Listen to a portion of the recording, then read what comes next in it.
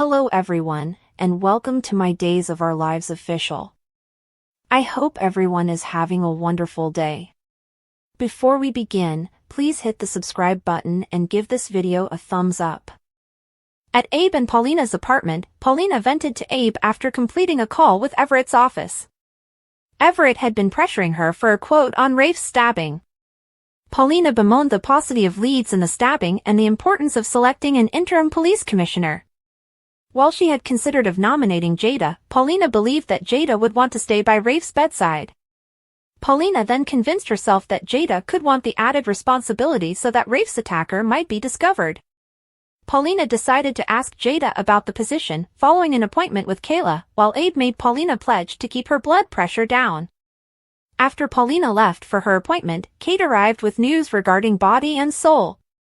She relayed to Abe that the producers had exhibited interest in her pitch. Abe expected a caveat, but Kate cheerfully stated there were none and that Body and Soul is ours. An ecstatic Abe hugged her. Kate reminded Abe that a potential issue may upend the arrangement.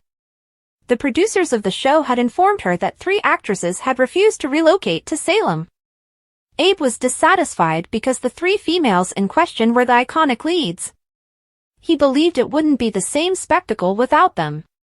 Kate suggested recasting the parts or rewriting the program to be set in the future with fresh generations of characters, but Abe argued it wouldn't work.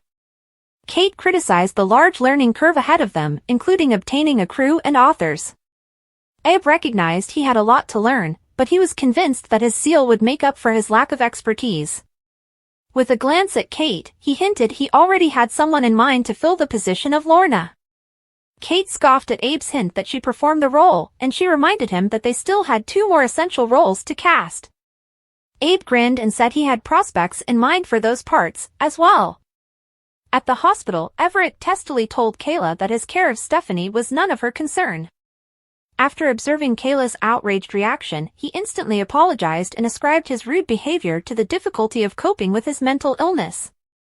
He also indicated that Stephanie's feelings weren't a top priority for him and flippantly apologized again before excusing himself for a therapy appointment. Kayla appeared upset with the interaction.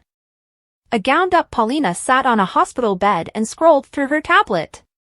When Kayla entered, Paulina inquired about Rafe, but Kayla had no news to give. Attention went to Paulina's test findings, which Kayla stated were favorable in reference to Paulina's cancer therapy. However, Paulina's relief was short-lived because Kayla mentioned that she did have one issue. She told Paulina that the problem was minimal and that they had spotted it early. At Paulina's impatient desire for more information, Kayla informed Paulina that her cholesterol levels were high. Paulina added that Big Mama had faced with the same thing, and she was 93. Kayla advised remedies like a low-fat diet and statins, but Paulina fiercely resisted the thought of taking medicines. When Kayla reiterated the safety and effectiveness of the no-pills-needed approach, Paulina apologized for her strong reaction, as Paulina hadn't wanted to be stuck taking additional pills. Paulina also hadn't wanted to worry Abe with the news, because he was focused with his new business venture.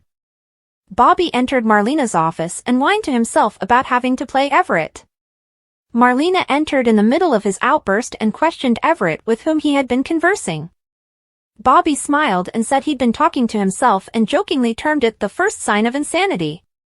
As they got down for the appointment, Bobby immediately sought to get out of the treatment early by claiming he needed to deal with work. Marlena pushed back and questioned his devotion to his recovery. When Marlena said that she understood the significance of his profession and his relationship with Stephanie, Everett coldly replied that Stephanie would not be a problem anymore because he had broken up with her. The news stunned Marlena, considering Everett had informed her previously that Stephanie had been a significant motivation for him to leave Bayview and get healthier. Everett indicated that he didn't believe asking Stephanie to wait while he worked through his issues would be fair to her.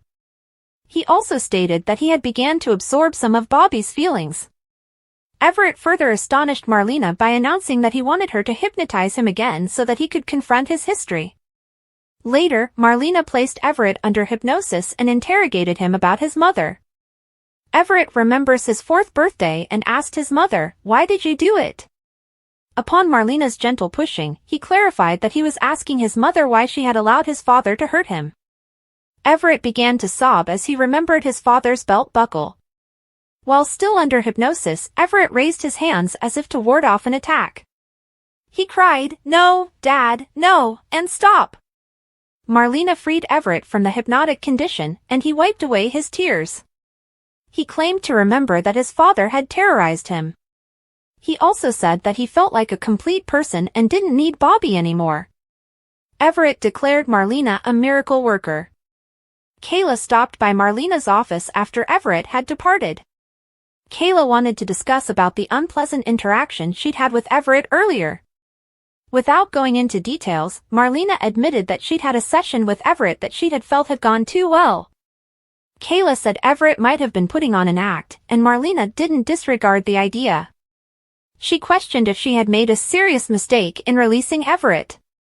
Gabby discovered Connie in Rafe's hospital room and demanded to know why Connie was there. Connie spun a scenario that she had felt like she knew Rafe because of his public service, so she had wanted to see what she could do to aid him. Gabby ordered Connie to cut the crap and expose the genuine purpose for her visit. Connie claimed that she had wanted to see Gabby and hand-deliver and some for Gabby chic. Gabby got upset and dubbed Connie's sudden continuous presence creepy. And shocked Gabby further declared that "I don't have time for a stalker in my life." She commanded Connie to leave her brother's room, but Connie replied that she couldn't do that. Before Gabby could have her kicked out, Connie swiftly stated that she wanted to alleviate some of Gabby's burden and stress by becoming her assistant. When Connie remarked that she would work for free because Gabby was her role model, Gabby gradually warmed to the notion.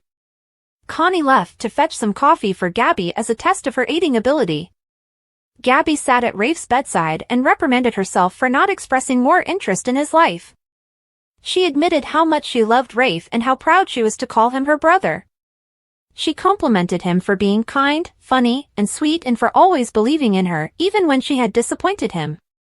She promised to find his attacker so that she could wipe that scum right off the face of the earth. In the hospital corridor, Connie called Gabby a diva bitch and spit in Gabby's coffee. She swore to take care of Gabby once she had murdered Gabby's brother.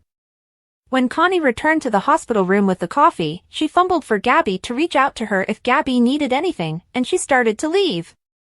Gabby stopped her and commended Connie's wisdom as well as the concepts she had presented regarding the organization. Gabby realized she could use the support and gave Connie an assistant position on a trial basis. An elated Connie promised that she would not let Gabby down. Later, Gabby ran into Paulina in the hospital. Paulina assured Gabby that justice will be served for Rafe. Bobby went into Rafe's room and apologized for having let Wacko Connie injure him. He stated that he hadn't wanted Rafe killed, only out of the way. Outside the pub, Stephanie and Jada swapped notes about Everett's unusual conduct. Realization dawned for both of them that Bobby could have pretended to be Everett in order to be freed from the hospital. They believed Bobby could have fooled Marlena with some effective acting, but they were stumped on why he would have selected that exact time to put on an act. Jada stated she had an idea. Jada believed that her traveling to visit Bobby might have revived his affections for her. Stephanie agreed that Everett's unexpected separation with her and his increased interest in Jada might be linked to Bobby. Jada also remembered that Everett had purportedly re-emerged while she had been questioning Bobby about Lee's murder. She believed that Bobby might be trying to disguise his knowledge of the crime. When Stephanie questioned why Bobby would want to suppress the information, Jada said that possibly he had been hoping to keep her coming back for more visits. Jada received a call from the department alerting her of Everett's repeated phone calls. She told the caller not to give Everett any information and hung up. Upon learning about Everett's latest unusual actions, Stephanie reluctantly indicated that Bobby might be anxious to learn about the inquiry because he had been engaged with the crime. Jada was compelled to concede that might be conceivable because she had never really knew Bobby's genuine nature. Both understood that they could not provide an alibi for Bobby. Stephanie felt further troubled after realizing that Bobby had been in the shower when she had visited him. The timing had been following Rafe's stabbing. Or maybe I'm reading too many murder mysteries, she surmised. Jada said that Bobby had been reading a murder mystery when she had visited him at the hospital. They decided that instead of getting carried away with speculation, they required clear answers. Jada swore Stephanie to secrecy because she did not want anybody else finding out their suspicions about Bobby and his role in Rafe's attack. A lurking Connie overheard the exchange.